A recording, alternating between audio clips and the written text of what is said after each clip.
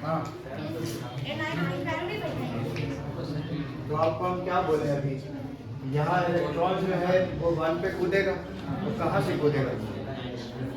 2 से, फिर एक बार 3 से। तो ये तो जनरल फॉर्मूला हम बता रहे हैं ना, तो ये आपको जब भी क्वेश्चन के हिसाब से वो आपको बैठाना पड़ेगा।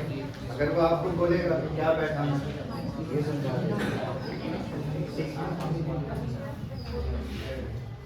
ना। एक और इम्पोर्टेंट बात है कि जो भी आपका बाल्मर सीरीज होता है, जो भी आपका क्या होता है बच्चा, बाल्मर सीरीज होता है, वो सब का सब लाइट जो है ना वो विजिबल रीजन में आता है। कहाँ से कहाँ आता है? विजिबल रीजन के वेवलेंथ जानते हो कहाँ से कहाँ तक लाई करते हैं?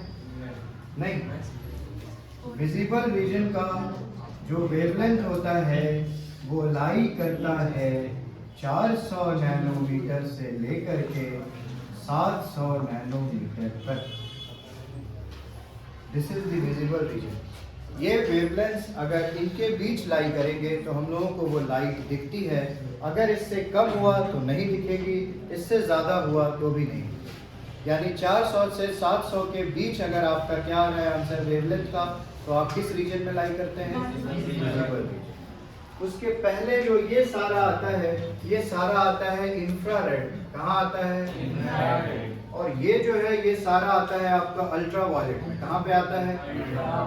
तो ये खास बात है। एक बार जरा वो याद है आप लोग को ट्रिक सिखाए थे हम इलेक्ट्रोमैग्नेटिक स्पेक्ट्रम का, याद है कि भूल गए? ग्रीन एक्सयूवी वाला कुछ सिखाए थे? क्या सिखाए थे याद है? Green XUV in my room. Green से कौन सा रे?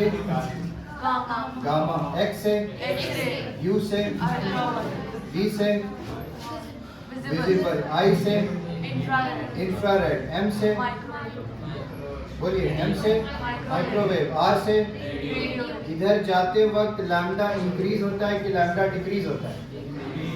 सोच लीजिए अच्छे से। लैम्डा इंक्रीज होता है। तो इधर जाते वक्त लैम्डा आपका क्या होगा? इंक्रीज होता है। और अगर आप इधर मूव कर रहे हैं तो लैम्डा क्या होता है? रेड। ये जो रेडियो वेव है इसका वेवलेंथ सबसे ज्यादा होता है, पता है ना? तो आप जरा विजिबल की जगह पे खड़े होकर के देखिए, विजिबल से ज्यादा वेवलेंथ कौन सा आ रहा है और विजिबल से कम वेवलेंथ किसका आ रहा है? तो आपको यहाँ पर जो ये सीरीज बनता है बच्चा, ये विजिबल रीजन में कौन लाई कर रहा है बताइए? Balmer series. कौन लाई कर रहा है? तो विजिबल के ऊपर जो है वो कौन सा, या विजिबल के ऊपर कौन सा लिखे हैं बताइए? तो उसके नीचे जितने भी वेव्स आएंगे वो कौन से होते हैं? Ultra violet. विजिबल के अगल बगल कौन लाई करता है देखिए? हाँ ओके सॉरी, शायद हम गलत लिख दिए। इंफ्रारेड नीचे है, यहाँ यूवी आएगा और इसके नीचे पूरा ये जितने भी लोग हैं ये सारे कहाँ लाई करते हैं बताइए? इंफ्रारेड में लाई करते हैं। ये कॉन्सेप्ट है। यहाँ देखो, यहाँ पे देखिए, यहाँ से आपको समझ में आएगा विजिबल से ज्यादा वेवलेंथ किसका होता है बच्चा? इंफ्रारेड का। विजिबल से कम किसका होता है? तो ये जो लाइमन सीरीज देते हैं ये यूवी दे रहा है। यूवी मतलब बताइए ज्यादा वेवलेंथ या कम वेवलेंथ? देख लो आराम से, यहाँ से कंपेयर करके बताओ। कोई यूवी रे है तो वो कम वेवलेंथ है ज्यादा वेवलेंथ है? कम वेवलेंथ ज्यादा वेवलेंथ? कम वेवलेंथ। फिर उसके बाद कौन आता है? फिर उसके बाद कौन आता है? तो आप ऐसे स्टार्ट करोगे कि लाइमन सीरीज के जितने भी वेवलेंथ आएंगे वो किस स्पेक्ट्रम में या किस रीजन में लाई करेंगे? Ultra violet. कहाँ लाई करेगा?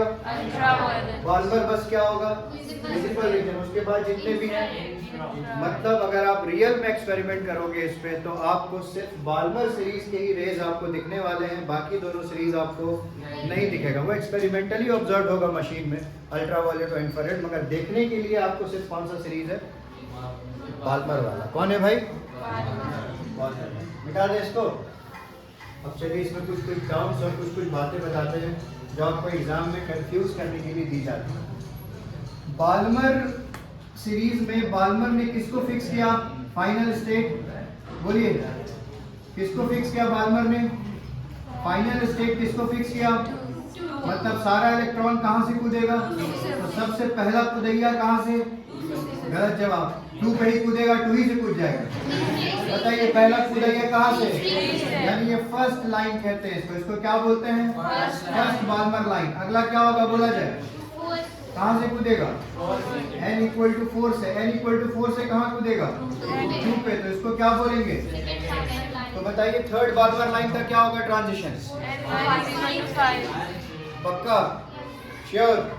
यानी हम क्या बोले, जो आपका फर्स्ट बाल्मर लाइन है उसके लिए NF और NI की वैल्यू बतानी अगर आपको होगी तो आप NF क्या बोलिएगा, बाल्मर है तो 2 होगा, मगर NI क्या होगा 3। अगर हम आपसे पूछेंगे बच्चा सेकंड बाल्मर लाइन के लिए तो बाल्मर बोल दिए तो NF क्या हो गया, मगर NI क्या होगा 4। आ रहा है कॉन्सेप्ट समझ में? उस तरीके से आगे एग्जाम में आपको कंफ्यूज करने के लिए कौन कर रहा है ये इस तरीके की हरकत?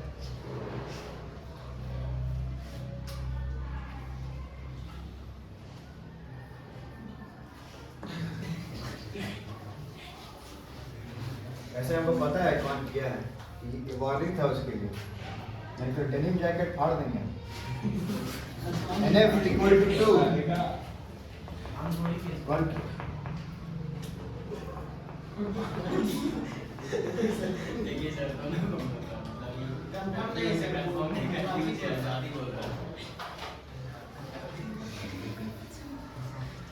सेकंड बाल्मर लाइन का NF 2 होगा, NI क्या होगा 4। अगर मान लीजिए सेम इसी कॉन्सेप्ट में अब क्वेश्चन बाल्मर लाइन पे नहीं आया, लाइमन लाइन पे है, किस पे है? लाइमन लाइन के लिए फाइनल क्या फिक्स किया गया बताइए? तो इसका पहला कूदना कहाँ से होगा? तो 2 इक्वल टू 1 को इसको क्या नाम बोलेंगे बच्चा हम? First Lyman line. फिर उसके बाद अगर यहाँ 3 से 1 कूदेगा तो इसको क्या बोलेंगे? बस ये एग्जाम में देता है कंफ्यूज करने के लिए कि find out the wavelength of first Lyman line या find out the wavelength of second Balmer line. तो जैसे ही बाल्मर लाइन कह दे या लाइमन लाइन कह दे, आपको NF और NI की वैल्यू अपने आप पता करना है, सोच लेना है। जैसे ही NF और NI मिल गया यहाँ पर पुट करिएगा फॉर्मूला में, आपको लैम्डा उसका कोई प्रॉब्लम? आगे बात समझ में? तो एक क्वेश्चन बनाते हैं, चलिए इस पे छोटा सा Pinku question. Find out the wavelength of find out the wavelength of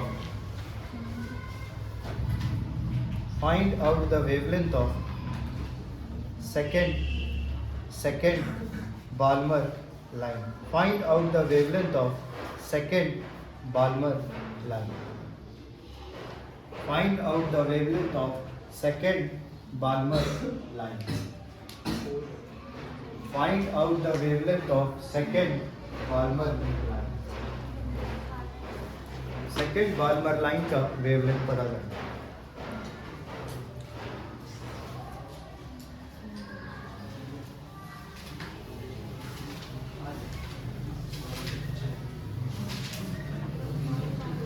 अच्छा, एक और इम्पोर्टेंट बात, इसमें बोल देगा कि hydrogen atom, in hydrogen atom, note कर लीजिए, in hydrogen atom. Question complete कर लीजिए। Find out the wavelength of second Balmer line in hydrogen atom.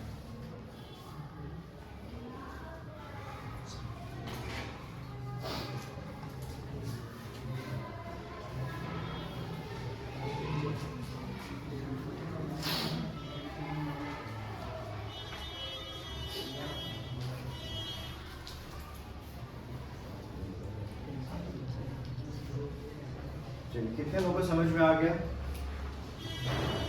कहाँ है छुपा हुआ इस सवाल का सलूशन, कहाँ छुपा हुआ है बताइए? पूरे बोर्ड में कहाँ दिख रहा है आपको? सेकंड बाल्मर लाइन कहाँ पे है बच्चा? दिख रहा है आपको? This is the, I think this is the second Balmer line, दिख गया?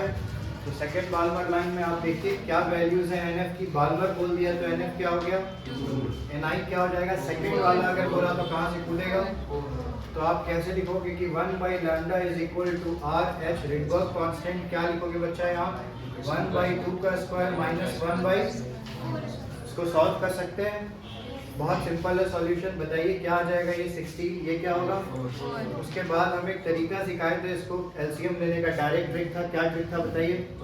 जस्ट क्रॉस मल्टीप्लाई आपको करना है। तो यहाँ पे क्या हो जाएगा? 16 minus 4 by this into this, तो 16 इंटू 4 कितना होता है बताइए? 64 होता है। और यहाँ पर क्या है बच्चा? RH, और यहाँ क्या चल रहा है? 1 बाई 16 माइनस 4 कितना होता है बताइए? 12, और यहाँ क्या होगा?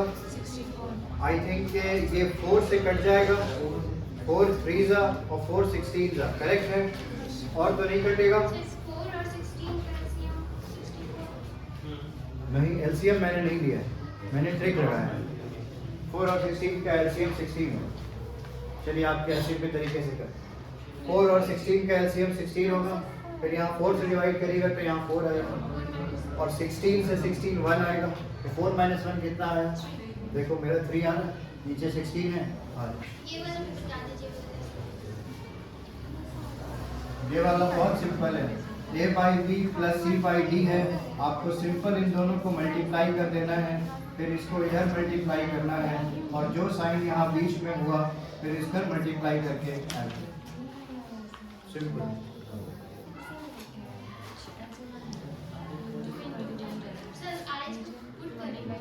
क्या आरएच का वैल्यू पुट कर सकते हैं, अभी रहने दो। आरएच के टर्म्स में देखो, अगर हमको लैम्डा निकालना है तो पूरा रेसिप्रोकल करना पड़ेगा ना, इसको क्या बोलते हैं? इनवर्टेंडो। क्या बोला जाता है?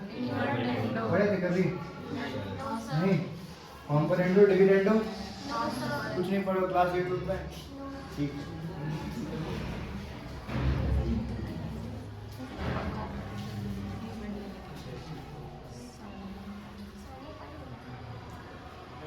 तो ये आपकी लैम्डा की वैल्यू आ गई सेकंड बार्नर लाइन की आरएच के टर्म्स में।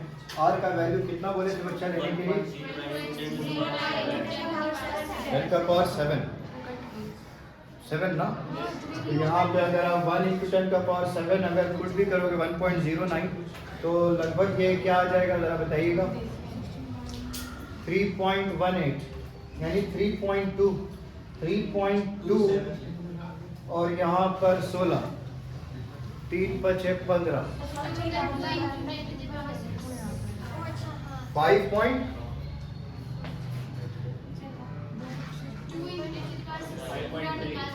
जल्दी फाइनल आंसर बोलिए। 5.3 निकाल रहे हैं। 3 × 1.09 × 10 का power 7। I am just multiplied this. 3 9 से कितना होता है? 27। 3.27 को 3.3 मान लीजिए। 3.3 से 16 डिवाइड बाई 3.3, तो लगभग 3.5 से 15 के आसपास आएगा ना यार। 5 पॉइंट कुछ आएगा, जल्दी बताइए। 5.3 पक्का? कैलकुलेटर कर लो। 5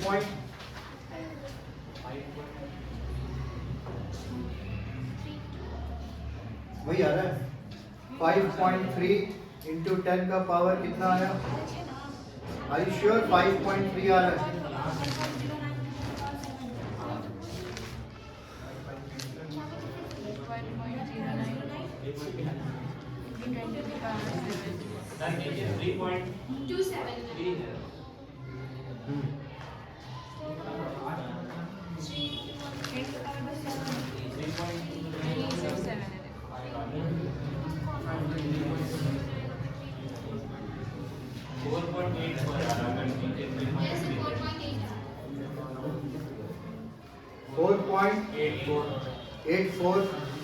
× 10 का पावर -7 हो जाएगा, है ना।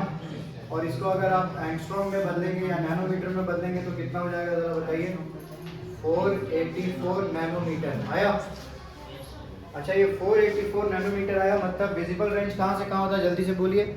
400 से उसके बीच आ रहा है। इसका मतलब कि बार्बर ने सही कहा था कि जब भी आप वेवलेंथ निकालिएगा और इलेक्ट्रॉन कभी भी n = 2 पे ड्रॉप करेगा तो हमेशा जो वेवलेंथ आएगा वो 400 से 700 के बीच ही आएगा। अगर नहीं आए इसका मतलब आप कहीं गलत। इसीलिए ये सवाल साल भर पूछेगा, तो आप तक तो समझ में आ जाना चाहिए कैसे हो गया।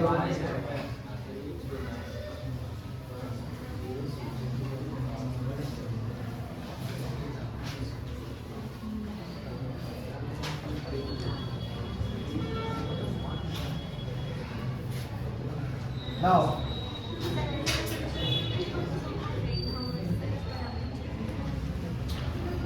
कोई अगर हमसे पूछता है कि बाल्मर सीरीज में या किसी भी सीरीज में लॉन्गेस्ट वेवलेंथ कब मिलेगा और शॉर्टेस्ट वेवलेंथ कब मिलेगा, मतलब मैक्सिमम वेवलेंथ कब मिलेगा और स्मॉलेस्ट वेवलेंथ या मिनिमम वेवलेंथ कब मिलेगा, ये सवाल आता है। बहुत फिक्स क्वेश्चन। मैक्सिमम वेवलेंथ कब मिलेगा और मिनिमम वेवलेंथ कब मिलेगा। तो ये जो मैक्सिमम और मिनिमम का खेल है, इस चीज़ को समझिए क्या आपको पता है बच्चा कि इसके बीच का जो एनर्जी डिफरेंस होता है, यही एनर्जी डिफरेंस बराबर है h न्यू के, and that is also equal to hc by lambda, हाँ कि ना? तो अगर ये एनर्जी डिफरेंस, बच्चा गौर से देखिए, क्या यहाँ से ये नहीं समझ में आ रहा आपको कि energy difference is inversely proportional to lambda? If energy difference increases lambda, if energy difference decreases lambda. तो क्या समझ में आया यहाँ पर कि अगर हमको सबसे ज्यादा वेवलेंथ चाहिए तो सबसे कम एनर्जी डिफरेंस वाला लोग को लेना पड़ेगा, और अगर हमको सबसे कम वेवलेंथ चाहिए तो हमको सबसे ज्यादा एनर्जी डिफरेंस लेना पड़ेगा। कॉन्सेप्ट हुआ क्लियर? कॉन्सेप्ट हो गया क्लियर? पक्का? यही सिंपल सा कॉन्सेप्ट है बच्चा, इसमें कोई टॉप साइंस नहीं है। डेल्टा ई अगर ज्यादा ले लोगे तो सबसे कम वेवलेंथ आएगा, और अगर इसको मिनिमम ले लोगे तो यहाँ ये मैक्सिमम होगा। इनवर्स प्रोपोर्शनल का यही तो खेल होता है कि अगर ये मैक्सिमम तो ये मिनिमम, और ये मिनिमम तो ये। अब ये मिनिमम कब होगा, एनर्जी डिफरेंस मिनिमम कब होगा? किसी भी सीरीज में अगर आप देखना चाहें तो कब ये मिनिमम होगा? आप देखिए, आपको पता है कि अगर आपको मिनिमम चाहिए तो यहाँ से स्टार्ट होता है इक्वल टू 1 से, फिर कहाँ स्टार्ट होता है 2 से, फिर उसके बाद 3 है, 4 है, 5 है, अब तो कहाँ जाता है बच्चा? इन्फिनिटी।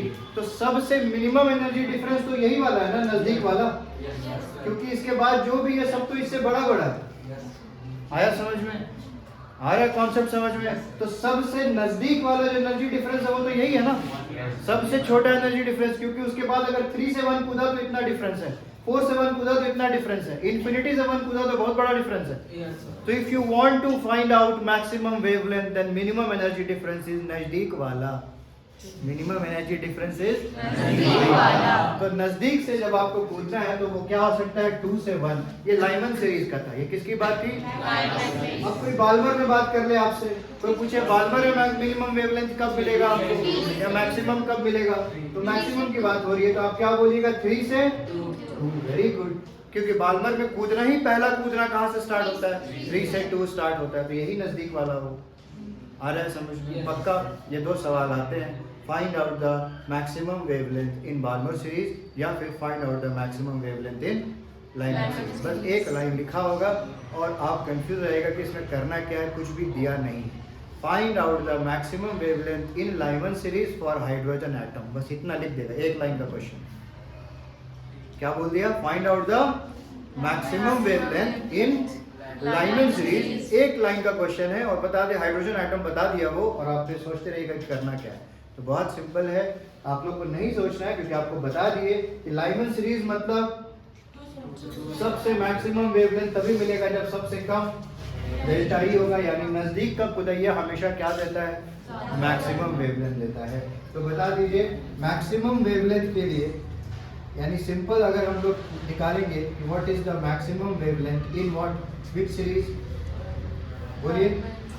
अगर लाइमन के लिए निकालेंगे तो कौन सा ट्रांजिशन आप करेंगे? n इक्वल टू 2 से n इक्वल टू, और अगर बच्चा हम बाल्मर में आपसे पूछेंगे कि मैक्सिमम वेवलेंथ कहाँ मिलेगा तो आप क्या लिखोगे? n इक्वल टू 3 से n इक्वल टू, फॉर्मूला तो सबको आता है वेवलेंथ निकालने का, एक ही फॉर्मूला है बच्चा, ले दे करके। कौन सा फॉर्मूला है? 1 by lambda RH 1 by NF का स्क्वायर 1 माइनस 1 बाई NI का स्क्वायर। तो NF और NI तो आपको पता चल ही गया, हाइड्रोजन एटम था Z पता चल ही गया, RH का वैल्यू कांस्टेंट होता है, सबको मालूम है, सीधे पुट करेंगे तो वेवलेंथ निकाल दें। आगे कॉन्सेप्ट समझ पक्का? अब बात उठेगी मिनिमम वेवलेंथ की। तो मिनिमम वेवलेंथ कहाँ से मिलेगा? सबसे ज्यादा एनर्जी डिफरेंस में मिनिमम वेवलेंथ है, मतलब कहाँ से कूदना है इलेक्ट्रॉन को? इन्फिनिटी से कूदना है। तो सीधा सीधा बात है, अगर आपसे लाइमन का पूछ दिया कि मिनिमम वेवलेंथ क्या होगा, तो आप NF क्या फिक्स करोगे? 1, और NI क्या फिक्स करोगे? तो आपके फॉर्मूले में बच्चा ये आ जाएगा 1 बाई इंफिनिटी का स्क्वायर आ गया। अब यहाँ कॉन्सेप्ट है, याद रखना, 1 बाई इंफिनिटी का square is not defined, not defined, मगर इसको हम लोग 0 मानते हैं। क्यों मानते हैं? क्योंकि ये इंफिनिटी एग्जैक्ट नहीं है, यहाँ एरो लिखते हैं हमेशा। एरो का मतलब होता है टेंडिंग टू इंफिनिटी। अगर एग्जैक्ट इंफिनिटी होता तो ये नॉट डिफाइंड हो जाता। इंफिनिटी को टेंड कर रहा है, मतलब ये एक बहुत बड़ा नंबर है, और बहुत बड़े नंबर का अगर आप स्क्वायर कर दोगे तो बहुत बड़ा नंबर आएगा, और 1 को एक बहुत बड़े नंबर में डिस्ट्रीब्यूट कर दोगे तो मान लो कि पूरा रांची को एक ही पिज्जा खिलाना है तो सबको कितना मिलेगा? समझ गए ना? इसका यही मतलब है।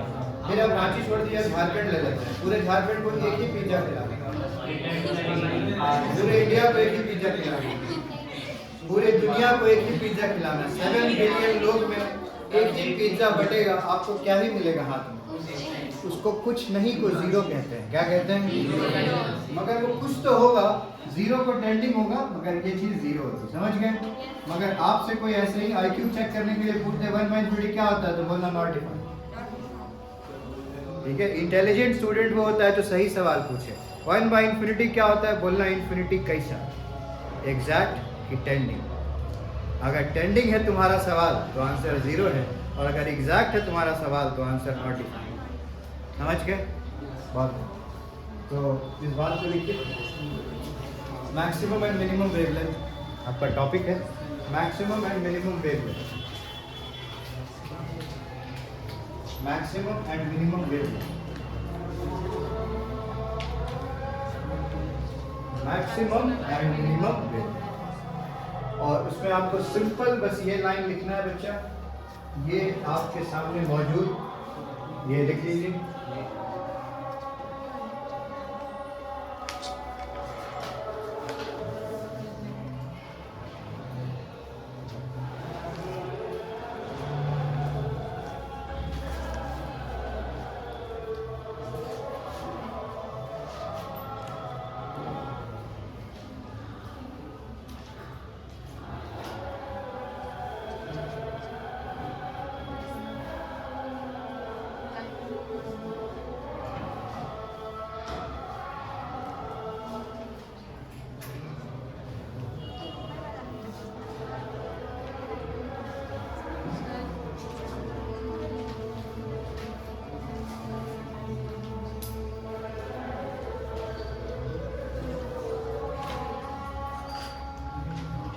को लगता है कि हम लोग बोर एटॉमिक मॉडल को बहुत अच्छे से ले आए हैं।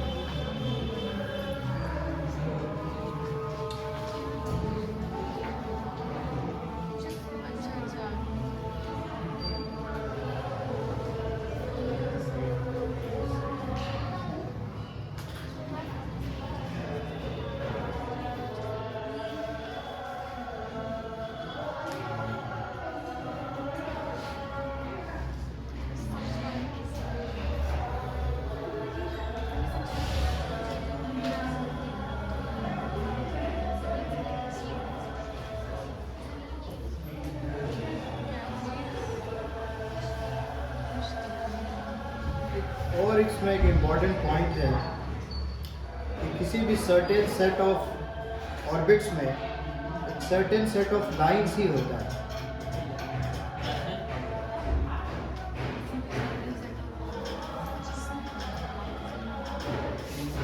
उससे पहले एक सवाल हो जाए, लिखेगा calculate the minimum wavelength, calculate the minimum wavelength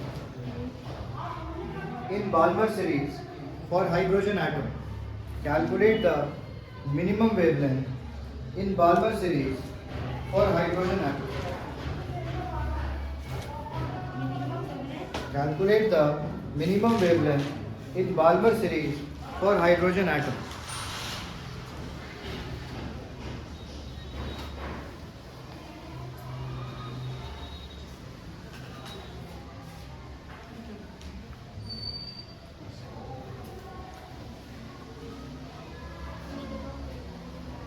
minimum wavelength निकालना है बच्चा। किस सीरीज में निकाल रहा है? बाल्मर में। तो बताओ मिनिमम कब निकलेगा? जब इलेक्ट्रॉन कहां से कहां कूदेगा? बोलो बच्चा, कहां से कहां? बहुत बढ़िया, कहां से कहां? इन्फिनिटी से। तो इसका मतलब कि सर NF जो है बाल्मर बोले तो NF2 हो गया फिक्स, और सर मिनिमम वेवलेंथ बोले इसका मतलब कि जरूर कूदेगा कहां से? इन्फिनिटी से। तो अगर आपको हमको मिनिमम वेवलेंथ निकालना है तो हम क्या फॉर्मूला लिखेंगे? 1/RH। Z के जगह में क्या पुट करेंगे बच्चा? हाइड्रोजन है तो हम क्या पुट करने वाले हैं? 1 का स्क्वायर, क्योंकि हाइड्रोजन है तो कोई प्रॉब्लम की बात नहीं। 1/NF का स्क्वायर यानी क्या हो जाएगा? 1/2 का स्क्वायर माइनस 1/Ni का स्क्वायर। और आपको बता दिए कि इस टर्म को आपको क्या लेना है? एक्सटेंडिंग टू नॉट डिफाइंड नहीं, क्योंकि ये टेंडिंग टू इंफिनिटी है, इसलिए इसको क्या कंसीडर करेंगे? जीरो। जैसे इसको जीरो कंसीडर करोगे बच्चा, बताओ तो 1/λ इज इक्वल टू कितना आ गया? ये आई थिंक आया RH, और 1/2 का स्क्वायर क्या होता है?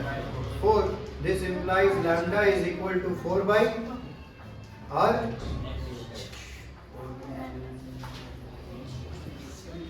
आसान था? क्या क्या? RH और 1 का स्क्वायर कैसे आया? ये उन दिनों की बात है जब हम लोग ये मेन फॉर्मूला डेराइव किए थे। तो RH के बाद एटॉमिक नंबर का Z होता है। क्या चीज?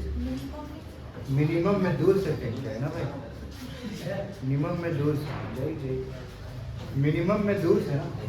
इसका क्या मतलब समझिए तुम बताओ।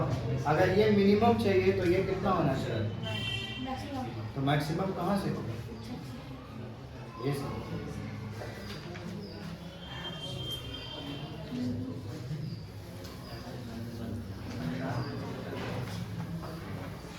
कोई दिक्कत यहाँ तक? अब देखिए, कोई भी इलेक्ट्रॉन है n इक्वल टू 1 और ये कूदना स्टार्ट किया n इक्वल टू 4 से। कहाँ से स्टार्ट किया? n इक्वल टू 4 से। आपसे पूछा गया कि कितना पॉसिबल लाइंस हो सकता है। क्या पूछा गया? कितना पॉसिबल लाइंस हो सकता है? सोच सकते हैं आप लोग कितना पॉसिबल लाइन हो सकता है? क्या क्या लाइन होगा? देखो 4 से 1 कूदने पे एक लाइन बनेगा, एक वेवलेंथ मिलेगा। 3 से 1 पे एक मिलेगा, 2 से 1 पे एक मिलेगा, और क्या क्या मिलेगा बोलो? और बोला जाए, एक लाइन मिलेगा 3 से 2 मिलेगा, एक लाइन 4 से 2 मिलेगा, और बोलो एक लाइन 4 से क्या मिलेगा? 3 मिलेगा। अच्छा 3 से 1 बोल रही है, देखो ये लाइन ले ली है 3 से 1 वाला।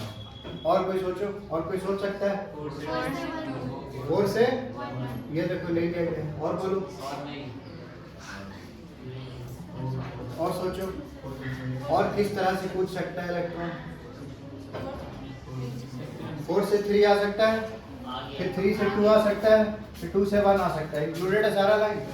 पक्का? तो कितना टोटल लाइंस हुआ जल्दी बताइए।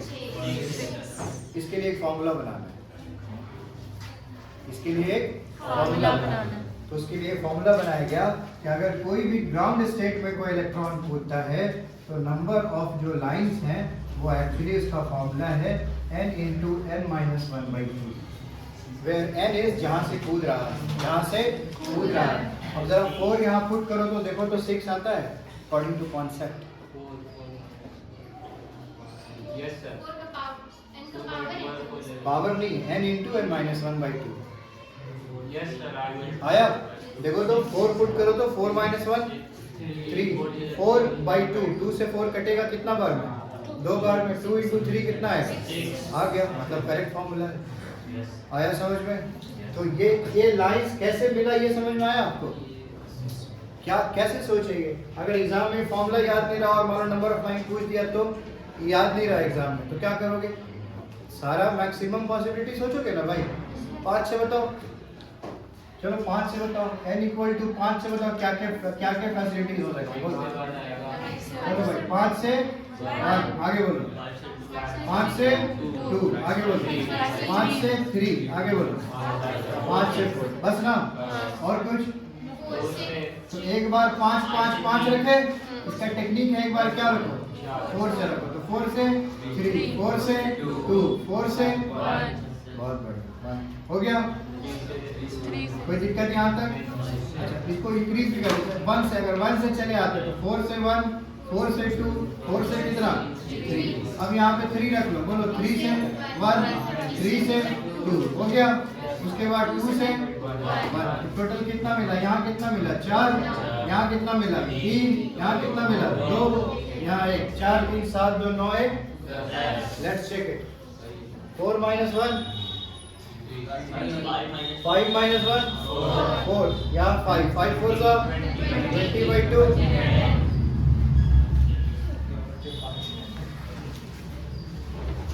बुझलिस के नहीं बुझलिस बाबू? जो न्यू स्टूडेंट्स हैं जो आज यहाँ समझ में आ रहा है उन लोग को कुछ? कितना परसेंट बाबू? 30 40 50? कितना परसेंट? 2%।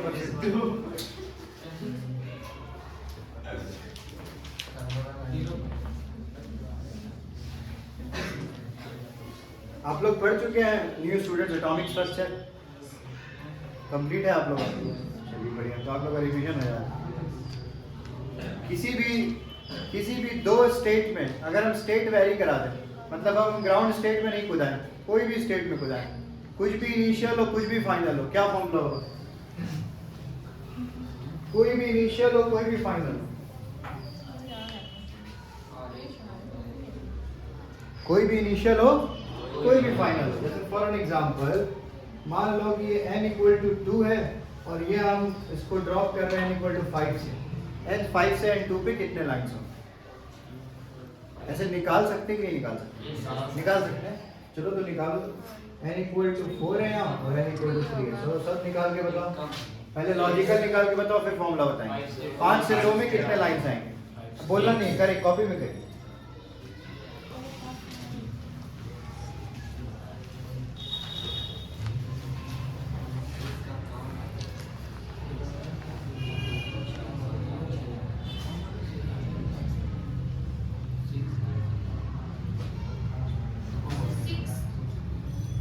Six.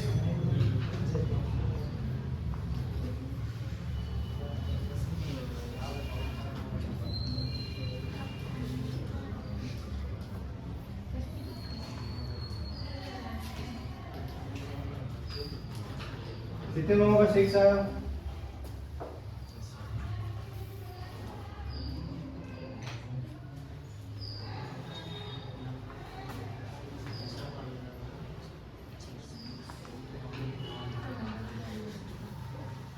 सिक्स आएगा पक्का? Yes, sir. कैसे? बोलो 5 से 5 से 5 से 4. बस तो Yes, sir. 4 से 3. 2, sir. 4 से 2। Yes, sir. चलिए ठीक है। 4 से 3 से 2. बस ना, 3 2 5 6। यहाँ पे बैठाते हैं, इसको सॉल्व करते हैं।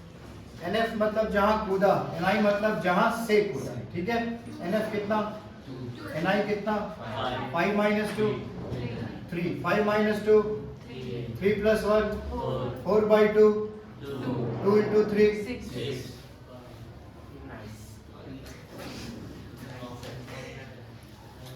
फॉर्मूला याद रखना जरूरी है कि ये वाला पिक्चर है। क्या याद रखोगे? पिक्चर याद। फॉर्मूला तो आदमी भूल जाता है।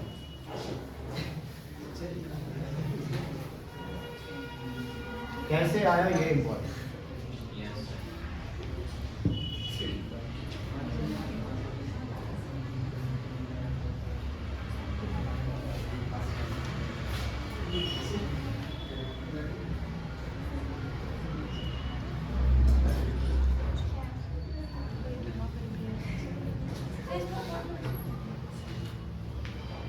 बोलिए। ये फाइनल यहाँ कूदा, इनिशियल यहाँ से कूदा। 5 minus 2 5 minus 2 3 plus 1 4 by 2 2 into 3।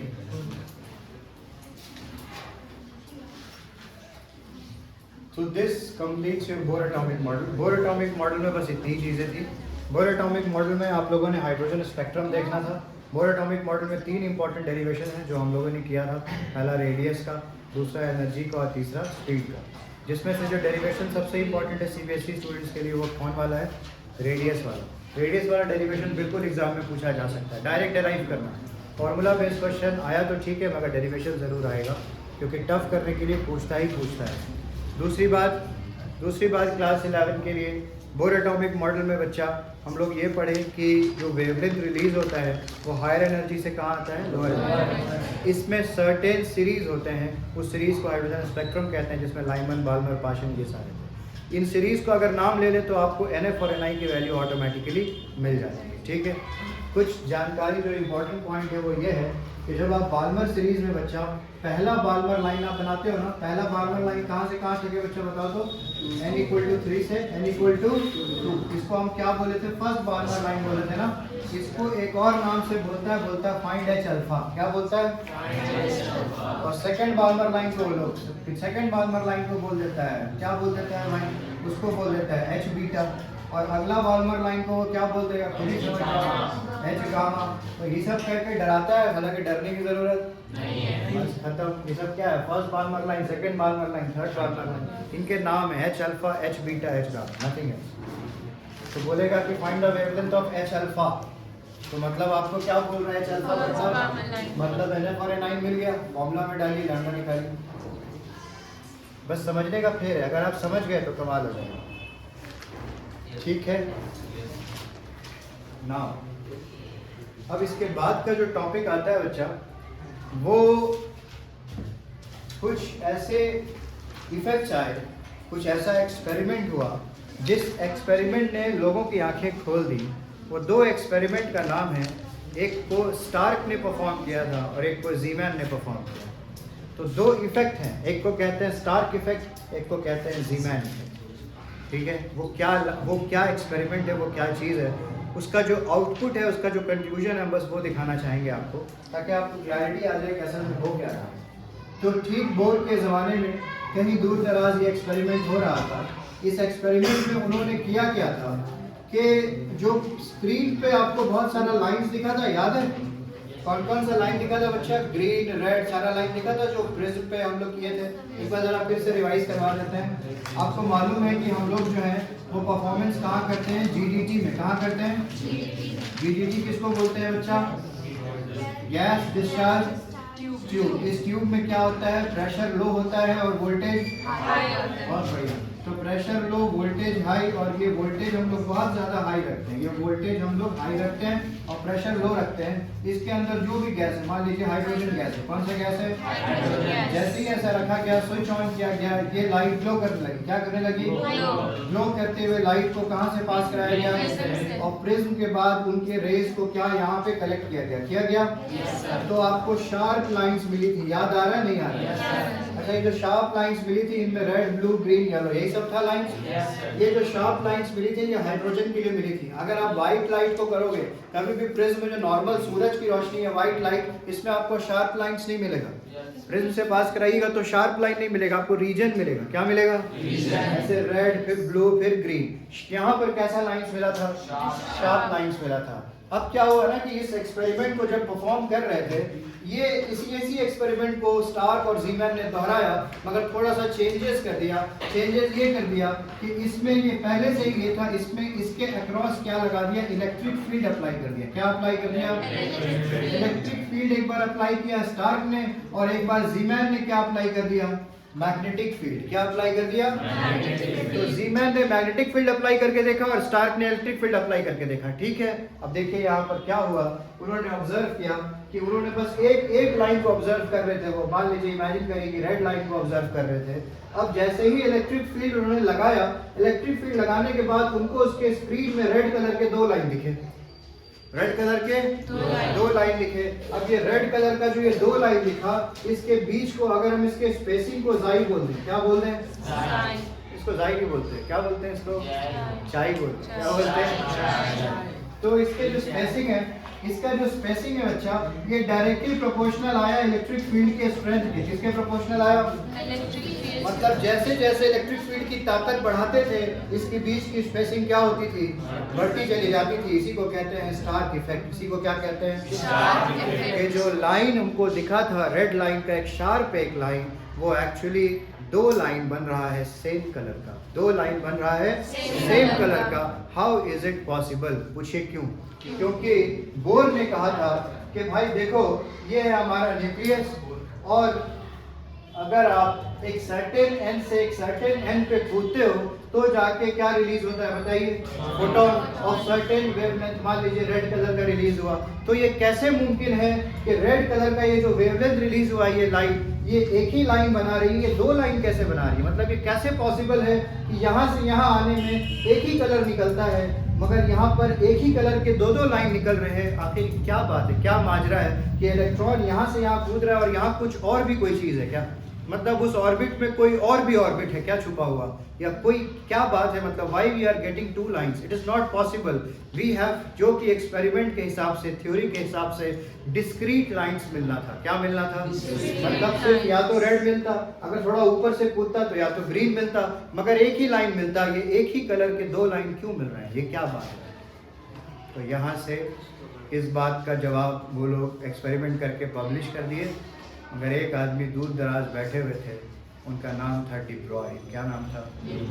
India में उसको डी ब्रॉगली कहते हैं। इंडिया में क्या कहते हैं उसको? ये डी ब्रॉगली आप लोग बोलते हैं, मगर इनका नाम, दिस इज एक्चुअली, ये नाम है, इनको प्रोनाउंसिएशन इनका डी ब्रॉय है। तो डी ब्रॉगली हम लोग बोलेंगे, काहे को डी ब्रॉय बोलेंगे, इसी से जानिए आप लोग। तो डी ब्रॉगली कहीं दूर बैठे हुए थे, उन्होंने कहा कि सुनिए, इलेक्ट्रॉन जो होता है ना, वो पार्टिकल है, मगर बिहेव कर रहा है वेव की तरह। किसकी तरह बिहेव कर रहा है? जब ये बात बोले थे ना तो सब साइंटिस्ट लोग चकरा गया। मतलब कि आप क्या ही बात बोल रहे हैं, मतलब आप वो बात बोल रहे हैं कि हम लोग गए समंदर के किनारे, और समंदर के किनारे जो होता है कुछ चट्टान होते हैं जिस पे आके समंदर का वेव्स टकराता है, तो आप यूँ कह रहे हैं कि जो वेव्स टकरा रहा है वो पार्टिकल है और जिस पे टकरा रहा है वो वेव है, यानी पत्थर वेव हो गया और समंदर पार्टिकल हो गया। मतलब क्या कहना क्या चाह रहे हैं? और डी ब्रॉय ने कहा जी हाँ बिल्कुल, मैं यही कहना चाह रहा हूँ कि पार्टिकल जो होता है it is acting like a wave and wave is acting like a particle. जिसको आप वेव समझते हैं वो पार्टिकल निकला, और जो पार्टिकल है वो एक्चुअली वेव नेचर शो कर रहा है। तो इलेक्ट्रॉन की ये खासियत पाई गई कि इलेक्ट्रॉन जो होता है वो वेव नेचर भी शो करता है और पार्टिकल नेचर भी। ये डी ब्रॉय का हाइपोथेसिस था, उन्होंने एक अपनी थ्योरी दी, ऐसा नहीं, अभी प्रूव नहीं हुआ। इसके आगे चीज़ें आगे बढ़ती चली गई। फिर उसके बाद हाइजेनबर्ग आए, फिर उसके बाद सबसे फेमस साइंटिस्ट श्रोडिंगर आए। कौन आए? वो और ख़तरनाक बात बोले। तो श्रोडिंगर जो बात कहे थे वो अलग ही बात थी, उन तक आएंगे। पहले ऐसा समझ लेते हैं, डी ब्रॉय ने बात ये की थी कि particle, electron is behaving like a particle as well as, उसमें दोनों नेचर, इसको डुअल नेचर ऑफ मैटर कहते हैं। क्या कहते हैं? Dual nature of matter. तो डुअल नेचर ऑफ मैटर एक छोटा सा टॉपिक है जिसके अंदर हम लोग पढ़ते हैं डी ब्रॉय वेवलेंथ। क्या पढ़ते हैं? De Broglie wavelength. क्या पढ़ते हैं बच्चा? डी ब्रॉगली ने अपनी थ्योरी में ये लाइन लिखा कि अगर कोई सब एटॉमिक पार्टिकल, अगर कोई सब एटॉमिक मतलब समझते हैं कैसा पार्टिकल? एटम के अंदर वाला ना। तो जो सब एटॉमिक पार्टिकल होता है वो अगर एक सर्टेन वेलोसिटी से चले तो उसके साथ एक वेवलेंथ एसोसिएटेड होता है, उसके साथ एक वेवलेंथ एसोसिएटेड। अंग्रेजी के लफ्ज़ का ध्यान रखिएगा, एसोसिएटेड कहा है मैंने, इजेक्टेड नहीं कहा। मतलब ऐसा नहीं समझना है कि हम इलेक्ट्रॉन है तो हमसे इसे वेव निकल रहे हैं, it's not the thing. D Broglie ने कहा कि अगर इलेक्ट्रॉन मूव करे एक कॉन्स्ट्रेंट सिस्टम में, कॉन्स्ट्रेंट मतलब समझते हैं, कोई भी इलेक्ट्रॉन होता है, ये न्यूक्लियस है और इसका एक फिक्स ऑर्बिट है ना, फिक्स है ना, तो वो न्यूक्लियस से एक सर्टेन डिस्टेंस में ही मूव कर सकता है, यानी वो फिक्स है। अगर उस ऑर्बिट में है तो इतने ही रेडियस में वो घूमता रहेगा। तो अगर वो कॉन्स्ट्रेंट घूमता रहे तो इसके साथ एक वेव एसोसिएटेड होता है, उसको हम लोग कहते हैं डी ब्रॉय या डी ब्रॉगली वेव इसको कहा जाता है। असल में उसको कहते हैं बच्चा स्टैंडिंग वेव। क्या बोला जाता है? मेरे पास भी स्टैंडिंग वेव दिखाने का हथियार नहीं है, तो अगर अब नेक्स्ट क्लास ज़रूर लाएंगे आपको, हम दिखाएंगे कि स्टैंडिंग वेव कैसे जनरेट होता है। What is the meaning of standing wave? Standing wave का सिंपल सा मतलब ये है कि अगर आप कोई रोप ले लें या थ्रेड ले लें, इस एंड को भी फिक्स रखिए और इस एंड को भी फिक्स रखिए। जब दोनों एंड को फिक्स रखें और रोप में वेव जनरेट कर दें तो इधर से वेव और इधर से वेव जब टकराता है तो टकराने के बाद एक नया वेव जनरेट होता है, ठीक है। और वो रस्सी जो है वो या तो ऐसे ऐसे होने लगेगी या उस रस्सी में लूप्स बन जाएंगे। वो ज़्यादा आप अगर देखेंगे तो वो सही लगेगा, इस तरीके के लूप्स बन जाते हैं, ठीक है। और वो जो लूप्स बनते हैं इसी वेव को क्या कहा जाता है? स्टैंडिंग वेव कहा जाता है। क्या कहा जाता है? Standing wave. तो बोर ने कहा कि कोई भी इलेक्ट्रॉन अगर कंस्ट्रेंट रेडियस में घूमते रहे तो इसके साथ एक वेव एसोसिएटेड है, उसी को कहते हैं बेटा डी ब्रॉगली वेव। और उसी के वेवलेंथ का उन्होंने फॉर्मूला दिया है, बहुत सिंपल सा रिलेशन है। उन्होंने कहा कि जो डी ब्रॉगली वेवलेंथ या जो वेवलेंथ होता है उस इलेक्ट्रॉन का जो एसोसिएटेड है वो मोमेंटम के इन्वर्सली प्रोपोर्शनल है। किसके इन्वर्सली प्रोपोर्शनल है? मोमेंटम, ठीक है। आगे बात समझ में, मोमेंटम का क्या है भाई फॉर्मूला, जरा बताइए। पक्का? Yes, sir. हम लोग स्टार्क इफेक्ट की बात कर रहे थे, तो स्टार्क ने ये बात उजागर कर दी कि भाई ज़रूर इलेक्ट्रॉन किसकी तरह बिहेव कर रहा होगा, वेव की तरह। तभी पॉसिबल है कि एक कलर के आपको क्या दिख जाए, दो लाइन दिख जाए। ऐसा पॉसिबल नहीं है कि पार्टिकल हो और आपको सिर्फ एक ही लाइन दिखे। जीमैन भी आए, जीमैन ने क्या किया कि इलेक्ट्रिक फील्ड के बजाय क्या लगा दिया, मैग्नेटिक फील्ड। सेम रिजल्ट पाया। When you increase the intensity of magnetic field, the spacing between the spectral line increases. वो लाइन के बीच का स्पेसिंग क्या हो रहा था, इंक्रीज कर रहा था। ये एक्सपेरिमेंट करके रख दिया था। बाद में आके बोर ने अपनी थ्योरी दी जिसको कहते हैं डुअल नेचर ऑफ मैटर। देखिए बहुत छोटा सा कॉन्सेप्ट है। अभी बस हल्का हल्का आप लोग सर फेशियल पढ़ाई कर रहे हैं, क्योंकि आप लोग 11th में हैं। अगर कॉम्पिटिटिव बैच में होते तो कुछ और तरीके से बनाते।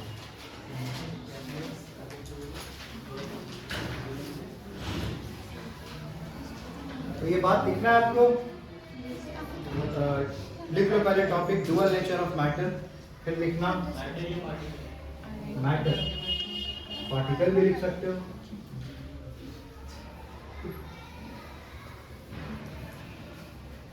क्योंकि पार्टिकल तो मैटर होगा ही ना। क्या ये मान होगा कि नहीं होगा? नहीं होगा। चलिए तो लिखेंगे Stark and Zeeman observe. Stark कौन वाला Stark? Tony Stark. Tony Stark के पापा ने एक्सपेरिमेंट किया था, हॉवर्ड स्टार्क। सच में यही नाम है साइंटिस्ट, हॉवर्ड स्टार्क। तो हॉवर्ड स्टार्क ने और जीमैन ने ये एक्सपेरिमेंट परफॉर्म किया था। तो लिखेंगे क्या लिखवा रहे थे? Stark and Zeeman, Stark and Zeeman observe, Stark and Zeeman observe that when electric field and magnetic field, when electric field and magnetic field are applied, is applied, when electric field and magnetic field is applied, when electric field and magnetic field is applied, when electric field and magnetic field is applied, spectral lines of same wavelength, spectral lines of same wavelength get separated. Spectral line of same wavelength get separated,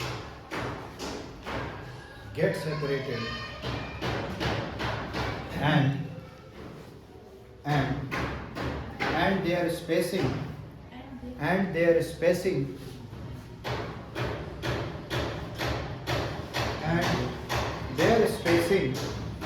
depends upon the intensity of electric field and magnetic field. And their spacing depends upon the intensity of electric field and magnetic field. And their spacing depends upon the intensity of electric field and magnetic field.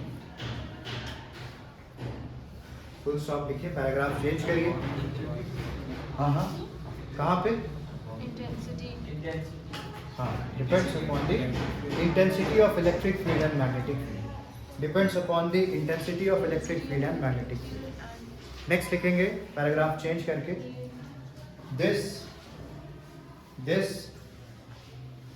observation is leading towards the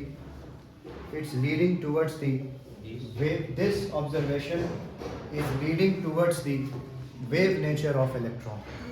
This experiment या observation जो भी लिख सकते हैं, ऐसे लिखो, this experimental observation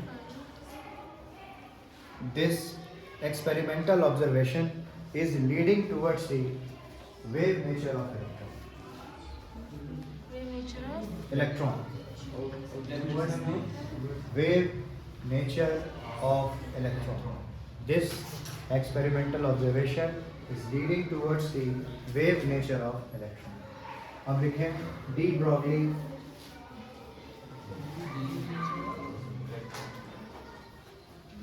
Broglie wavelength या hypothesis या थियरी, क्या लिखते हैं? De Broglie hypothesis. Theory.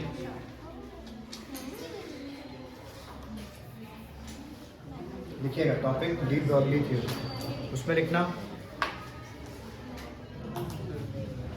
अच्छा, इसमें कुछ इंटरेस्टिंग बात बताएंगे अभी डी ब्रॉगली वाले में। इसके मैथमेटिकल क्वेश्चंस कितने फॉर्म होते हैं, इससे अलग अलग इसके फॉर्म्स लिखेंगे। डी ब्रॉगली ने कहा था कि when an electron or any subatomic particle when an electron or any subatomic particle लिखिए, when an electron or any subatomic particle moves with a velocity v,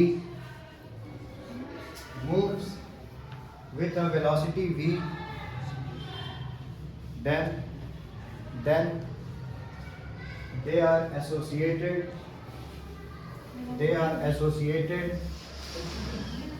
moves with a certain velocity, then they are associated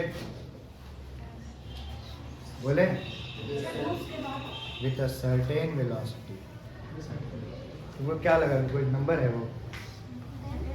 certain का मतलब होता है कि कुछ किसी velocity से जा रहा है। moves with a certain velocity, then a wavelength is associated with it।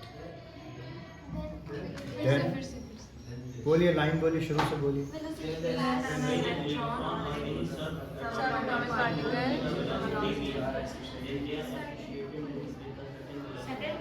अच्छा ठीक है, ये थोड़ा गड़बड़ हो गया। फिर से moves with a velocity, नहीं वहाँ से नहीं।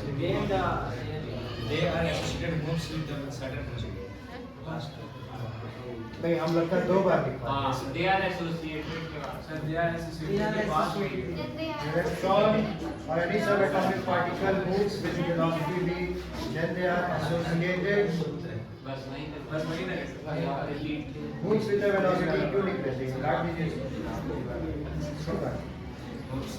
then they are associated with certain wavelength। then they are associated with certain wavelength।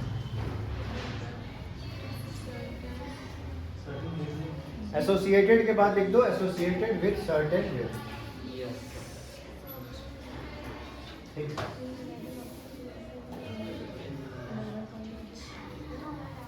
हो जाता है।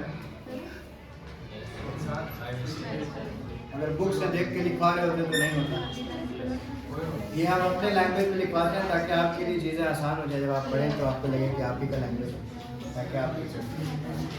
डी ब्रॉगली थ्योरी, तो उन्होंने कहा कि वेवलेंथ एसोसिएटेड है। अब लिखेगा मैथमेटिकली, आगे लिखते चलो। मैथमेटिकली जो लिखे उसके बाद ये लिखे, mathematically lambda is inversely proportional to p।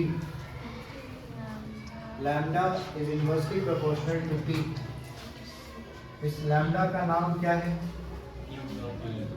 De Broglie wave length. p से मतलब क्या है यहाँ पर? मोमेंटम का फॉर्मूला क्या होता है? तो जब हम लोग प्रोपोर्शनैलिटी का साइन हटाएंगे तो जो कांस्टेंट आया वो h आया। क्या आया? h को पहचानते हैं आप लोग? Very good, h is Planck's constant.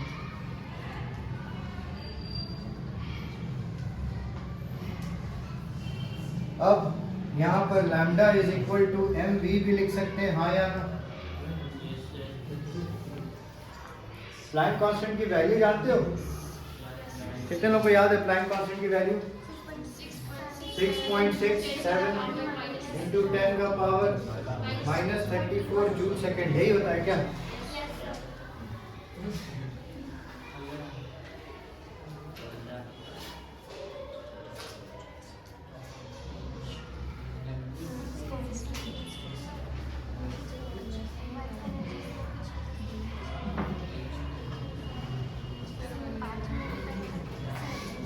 तो डिट्रॉय से लोगों ने सवाल पूछा कि कि आप जो ये बात बोल दिए कि पार्टिकल वेव नेचर शो करता है, तो इस पे एक बहुत फेमस क्वेश्चन आता है कि अगर कोई ग्राउंड में फुटबॉल खेल रहा है, जब कोई हम लोग बॉलिंग करते हैं तो कोई ड्यूस बॉल से बॉलिंग कर रहा है, मान लीजिए क्रिकेट हो रहा है, तो वो जो क्रिकेट का बॉल है उसके साथ भी वेव एसोसिएटेड होगा। क्रिकेट का बॉल है तो वो एक वेलोसिटी से जा रहा है कि नहीं जा रहा है, तो उसके साथ भी क्या वेव एसोसिएटेड होगा? तो डी ब्रॉय ने कहा हाँ होगा, मगर आप उसको ऑब्जर्व नहीं, आप उसको किसी डिवाइस से मेजर, वो इतना ही मिनिमम आएगा कि वो नेग्लिजिबल है, इतना ही मिनिमम आएगा कि मगर इतना बात उन्होंने बता दिया कि if we are moving with certain velocity then we are associated with wave. हम लोग के पास वेव तो है मगर वो ऑब्जर्व नहीं किया जा सकता है, कोई मशीन उसको नहीं ऑब्जर्व कर सकती। इसका रीजन ये है, इस एच की वजह से ये कांड हो रहा है। किसके वजह से ये कांड हो रहा है? बहुत साइंटिफिक क्वेश्चन है कि क्यों सब एटॉमिक पार्टिकल में वेवलेंथ ऑब्जर्व हो जाता है मगर रियल वर्ल्ड में जब आप पार्टिकल लेते हो तो उसमें ऑब्जर्व नहीं होता है। जैसे एक छोटा सा एग्जांपल लेते हैं, बताओ ड्यूस बॉल का कितना वेट होता होगा?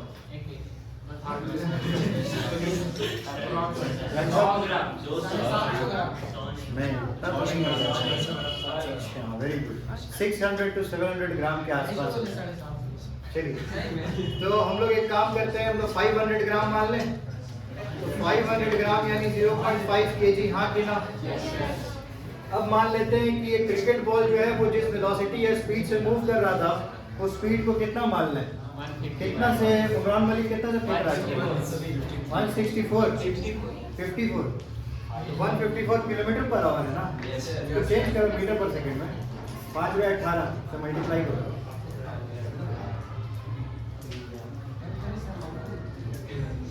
कितना आएगा? 15 या 20 मीटर पर सेकंड।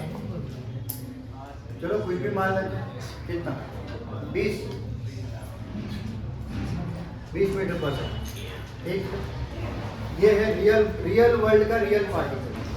हम डी ब्रॉय का इक्वेशन लगाने जा रहे हैं इस पे। तो अगर ये बॉल है क्रिकेट बॉल, तो इसका मतलब हम यहाँ लिखेंगे h, क्या लिखेंगे? फिर मोमेंटम की जगह हम क्या लिखेंगे? h की वैल्यू कितनी होती है? 6.6 into 10 का पावर -34। मास ऑफ बॉल कितना लिए हैं? 0.5 और वेलोसिटी कितना लिए हैं? 20। इसको जब आप सॉल्व करिएगा तो 0.5 का 10 नीचे आएगा, इस 10 से ये कट जाएगा, 5 2 से कितना आएगा? ये 10 और ये नीचे डिवाइड है, मतलब ये ऊपर जाएगा तो फाइनली कितना हो जाएगा? 6.6 into 10 का पावर -35 मीटर। कितना आया? -35 मीटर। सोच सकते हैं कितना छोटा वेवलेंथ आया, 10 का पावर -35 मीटर। मतलब अगर आपको 1 करोड़ में कितना जीरो होता है? तो इसका मतलब कि अगर हम लोग 5 बार करोड़ ले लें, कितना बार ले लें? 5 बार। मतलब करोड़ करोड़ करोड़ करोड़ करोड़, और 1 मीटर को करोड़ करोड़ करोड़ करोड़ करोड़ से डिवाइड कर दें तो जो लेंथ आएगा वो है ये। समझ में आया? कितना मिनिमम है? क्या कोई मशीन इसको ऑब्जर्व कर सकती है? नहीं कर सकती।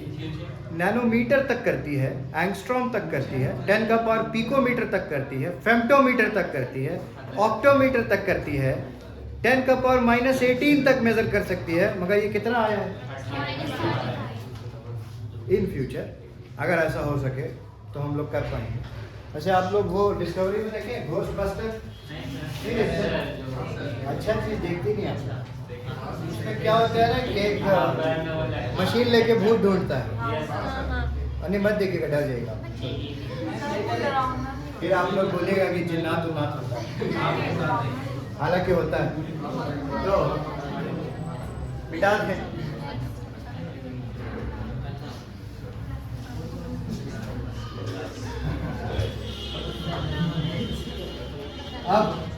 अब किसकी बात करें? लेट्स टॉक अबाउट सब एटॉमिक वर्ल्ड। ये एंटमैन की दुनिया है। कौन सी दुनिया है? एंटमैन, एटम के अंदर। अब बताइए, हम निकालना चाहते हैं इलेक्ट्रॉन से वेव एसोसिएटेड। क्या निकालना चाहते हैं?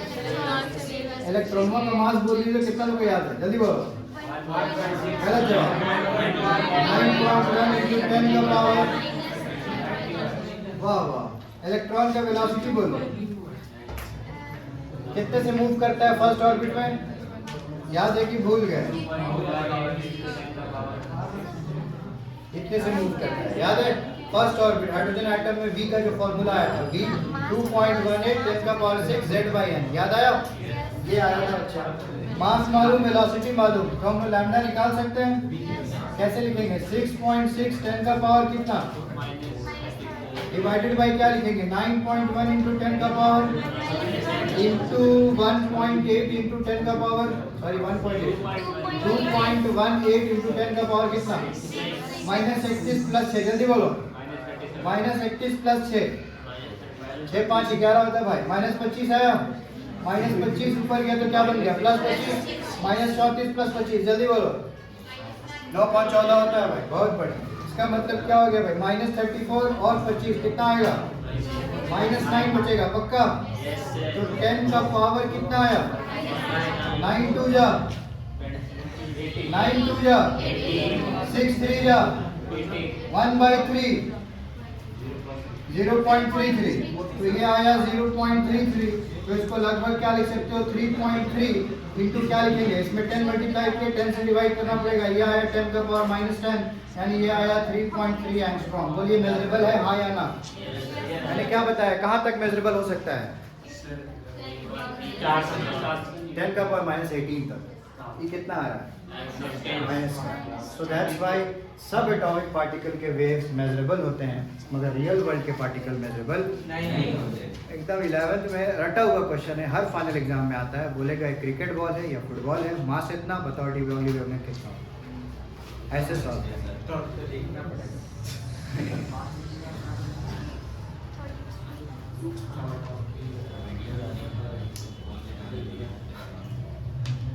अच्छा, इससे फिक्स क्वेश्चन पता है क्यों आता है?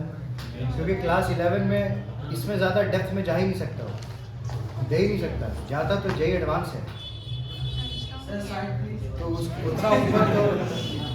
उतना ऊपर तो अभी नहीं ले जा सकते आप।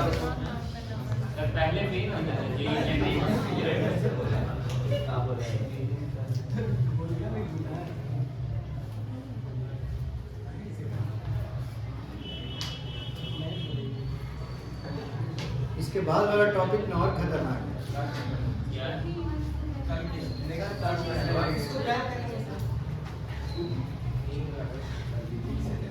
इसके बाद वाला जो टॉपिक है उसका नाम है हाइजेनबर्ग अनसर्टेनिटी प्रिंसिपल, जिसमें हम आपको एक कहानी सुनाएंगे प्रोफेसर टॉमकिंस। एक किताब है, छोटी सी पतली किताब है, अगर आप लोग कभी मौका मिले तो पढ़िएगा, आइंस्टाइन एंड प्रोफेसर टॉमकिंस। उसमें उन्होंने बहुत बात करते करते मैं बहुत बड़ी बड़ी बात कह दी।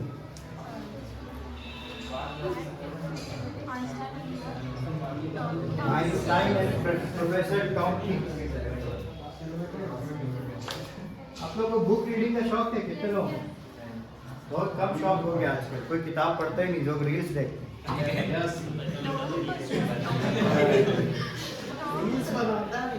वही तो, यहाँ तो क्रिएटर लोग बैठा है भाई, मगर क्रिएट करने के लिए कंटेंट चाहिए होता है, और कंटेंट आपको पढ़ने से ही आएगा।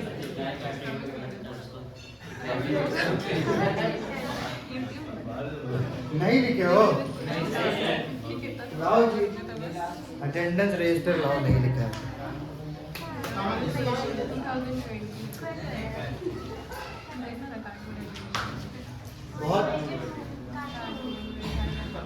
बहुत कॉन्सेप्ट जो है वो बहुत पेचीदा है, हाइजेनबर्ग अनसर्टेनिटी प्रिंसिपल।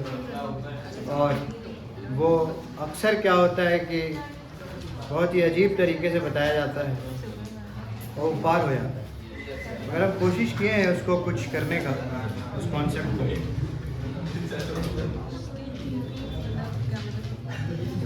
आज 17 है।